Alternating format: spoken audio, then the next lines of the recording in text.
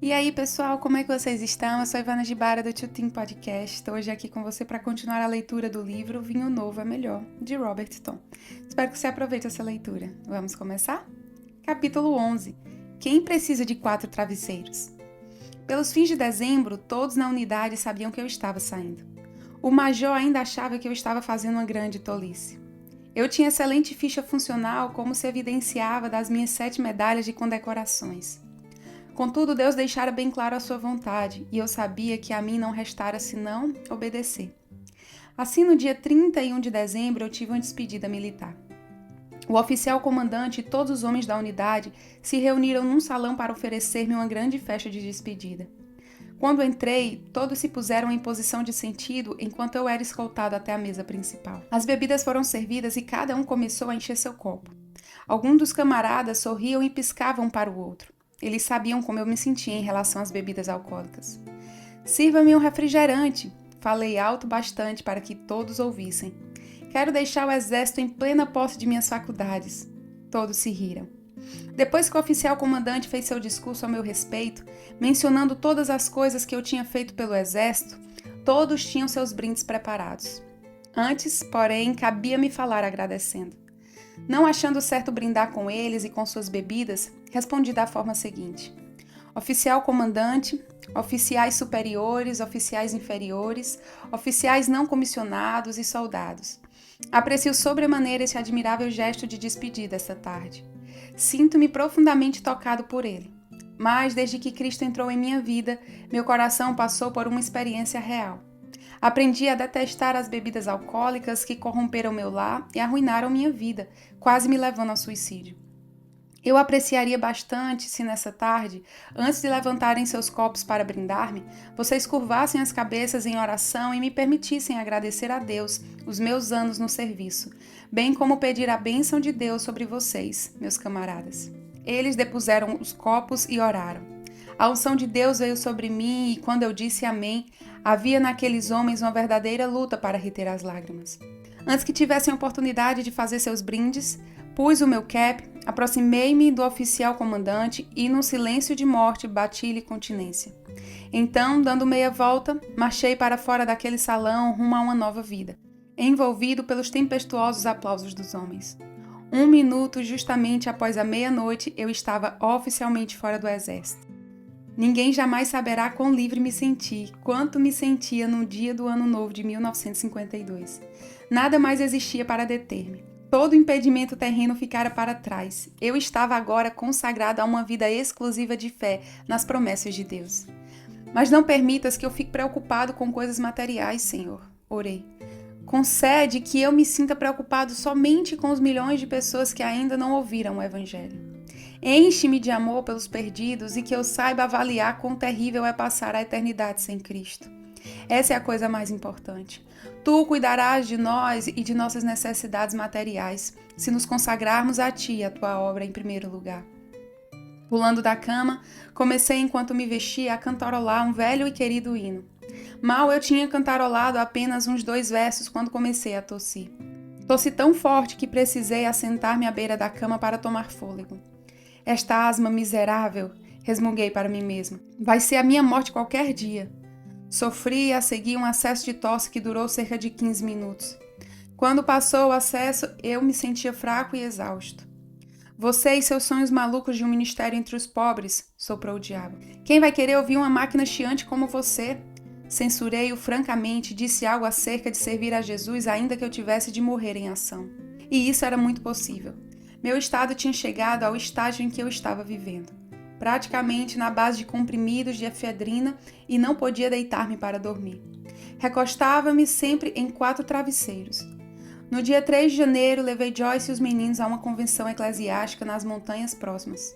Parecia-me uma boa oportunidade para gozar de um fim de semana de refrigério espiritual antes de começar o meu ministério entre as pessoas de Cape. Mas tudo saiu errado. Acomodamo-nos numa pequena cabana de madeira e Joyce prepararia a comida no fogão a gás portátil. No primeiro dia, ela estava fervendo água e, quando foi derramá-la, entornou nas pernas, queimando-se gravemente. Tratei da lesão com medicamentos de primeiros socorros que achei na cabana e disse a Joyce que era melhor deitar-se um pouco. Isso queria dizer que eu tinha de vigiar os meninos e preparar o jantar. Naquela noite, nem eu nem ela conseguimos dormir satisfatoriamente. Joyce passou a maior parte da noite com dores e eu passei a maior parte da noite tossindo e me esforçando para respirar. Quando voltamos para casa, tarde, na noite de domingo, decidi que alguma coisa devia ser feita acerca do meu problema. Senhor, orei antes de dormir naquela noite. Como posso continuar assim? Tu me chamaste para pregar o evangelho e ministrar aos enfermos, mas como fazer isso quando eu próprio estou doente? Tens de fazer algo. Não, pareceu o Senhor dizer-me. Você tem de fazer algo. Eu fazer algo? Mas o quê? Põe a sua fé em ação. Foi então que outro acesso sobreveio e eu tossi por tanto tempo e tão fortemente que pensei que ia morrer.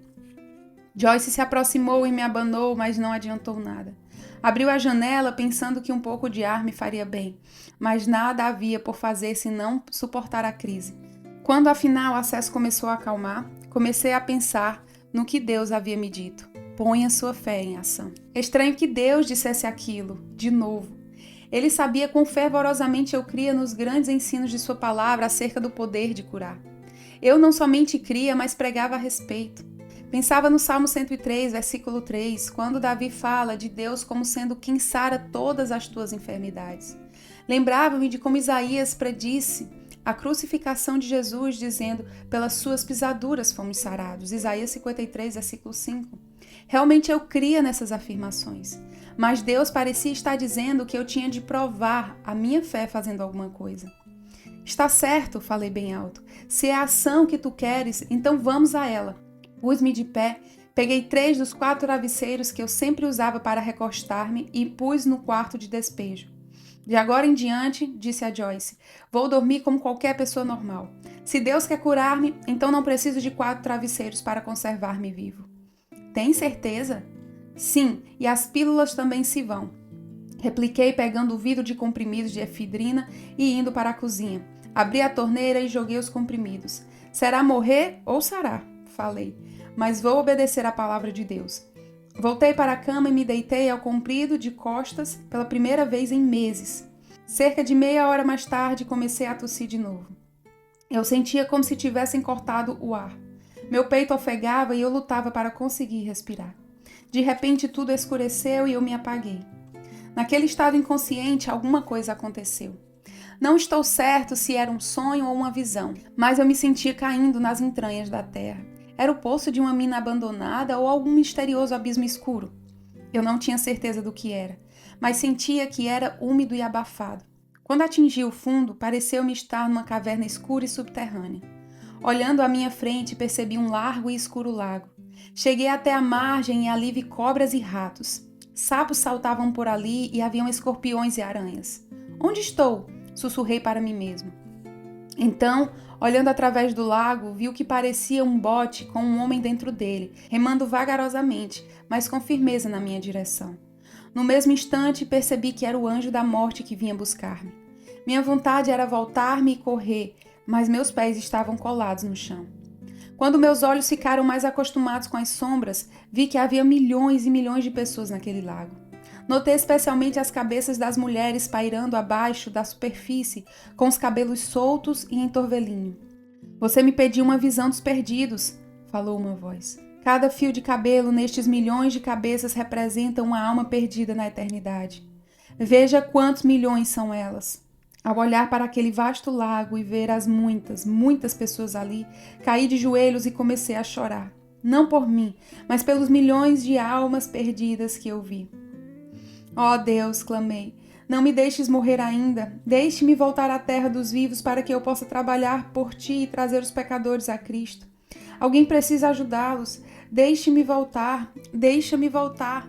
Comecei então a recitar o Salmo 23. O Senhor é o meu pastor. Nada me faltará.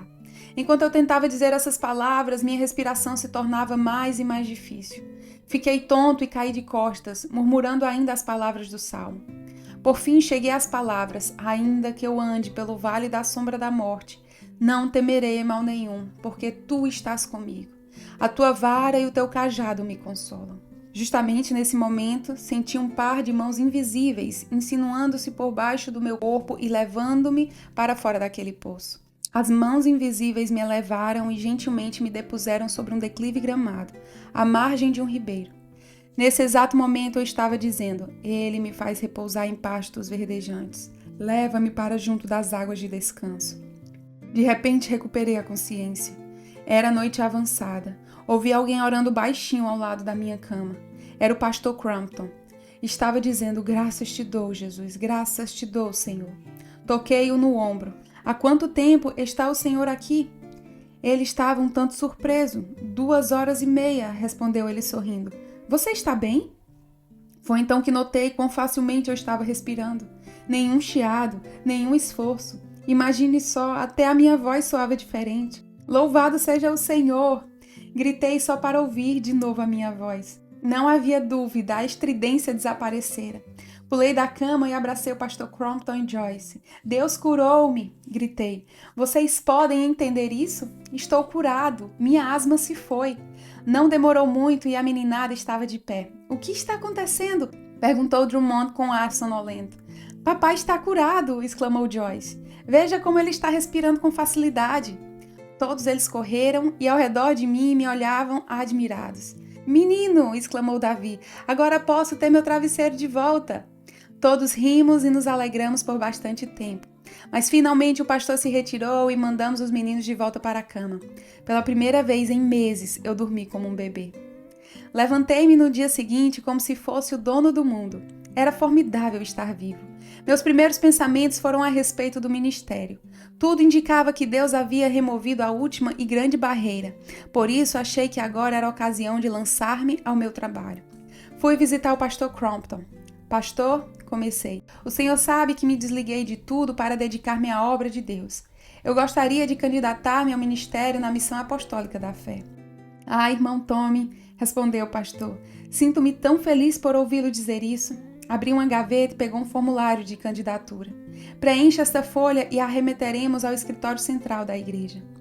Puxei uma cadeira e preenchi o extenso formulário. Durante todo o tempo em que estive escrevendo, o pastor Crampton ficou dizendo baixinho: Louvado seja o Senhor. Agradecemos-te, Jesus. Quando terminei, o pastor me disse que enviaria a solicitação pelo correio imediatamente e dentro de poucos dias eu teria a resposta do escritório central.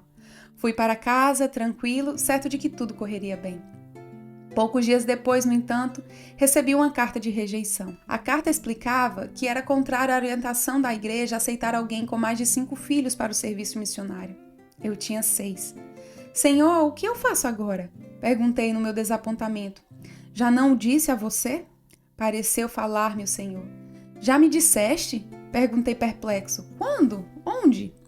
Então Deus me trouxe à lembrança um culto do qual eu participara fazia alguns meses, onde 2 ou 3 pessoas haviam profetizado que eu nunca me uniria a nenhuma organização e que Deus me daria um ministério singular, através do qual eu seria portador do evangelho não apenas em Cape, mas em muitas nações. Senhor, eras tu realmente que falavas? Perguntei. Permiti a rejeição de sua solicitação, de modo que você pudesse ver mais claramente o meu plano. Pareceu-me dizer ele. Não cooperam todas as coisas para o bem daqueles que me amam, daqueles que são chamados segundo o meu propósito? Assim, alguns dias mais tarde, depois de muita oração, resolvi aventurar-me pela fé, pregando e ensinando onde quer que Deus me proporcionasse um lugar. Na ocasião eu não sabia, mas esta decisão de aventurar-me dessa forma resultou numa vida mais palpitante do que qualquer desafiador sonho possível. Então é isso, pessoal. Espero que você tenha aproveitado a leitura aqui e esteja sendo abençoado. Na próxima semana teremos mais um capítulo e logo, logo terminaremos esse livro. Se você tem sugestão de mais algum outro livro que você gostaria de ouvir aqui, me deixa aqui nos comentários para que a gente providencie isso. Deus abençoe a sua vida e até a próxima. Tchau, tchau!